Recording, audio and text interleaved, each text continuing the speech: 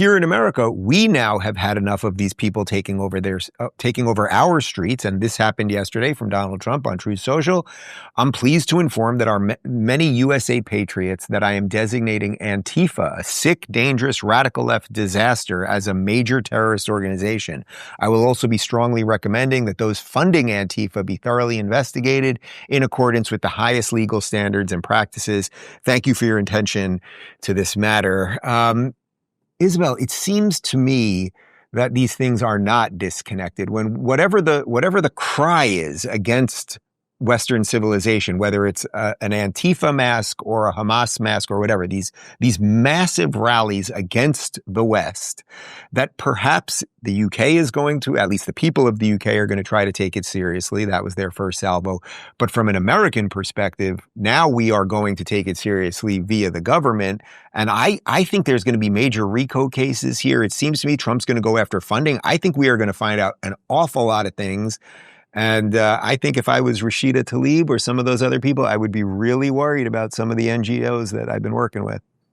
As she should be, and many other people that we've suspected for a long time may have loose associations with some of these organizations. But Dave, if I can, let's just back up for a second here, because we did one of our episodes of the show about this week. I'm ecstatic that President Trump is declaring Antifa to be a terrorist organization. But I think for those of us who have been working in the movement for such a long time, this feels like such a late designation that we've been screaming from the rooftops for a decade that somebody please needs to pay attention to this.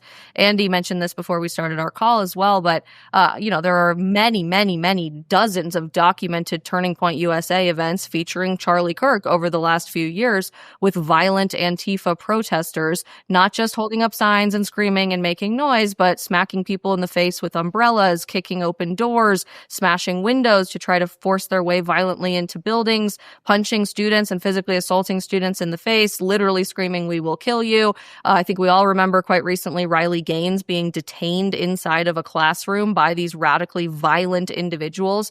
I was attacked by Antifa at Virginia Commonwealth University in April of 2023, where a 19-year-old girl was punched in the face, the student who invited us to campus, and I was detained alongside Kristen Hawkins as the violent speaker that came to campus while these people were destroying property and physically assaulting young people. So I think it's great that we're going in this direction, but it's jarring, I think, for so many of us who have been videoing this, posting it, begging people to pay attention to this for such a long time, because to those of us that have been in the fight, it's incredibly obvious these are not isolated, singular violent events. They are incredibly interwoven and connected. Andy knows this better than anyone all around the world. And there seems to be some single origins here, at least in common thread ideology. We're now learning on the other end of Charlie's assassination that there have been radical, these Trantifa groups, to borrow your term, Andy, in the Salt Lake City area, operating for many years, including a group called Armed Queers of Salt Lake City that sent a delegation to Cuba in May of this year for armed Marxist revolutionary training, who, of course, were all posting online, we're now learning in advance of Charlie's assassination, saying something's happening at this campus tomorrow, but no one paid attention to it then. And now we're being told by the mainstream media, none of these things are interconnected. There's no common thread. There's no common funding. There's no common ideology here. This was just a crazy, deranged individual who may have, by the way, been acting in self-defense for their trans boyfriend against the violence of Charlie Kirk. So I'm incredibly excited to know that we are stepping in this direction. And I hope and I pray and I call upon the administration and anyone in positions of leadership and power to do everything they can to get to the bottom of this. But I hope and I pray we don't have another similar situation in the meantime, knowing that we've been screaming this from the rooftops for a very, very long time.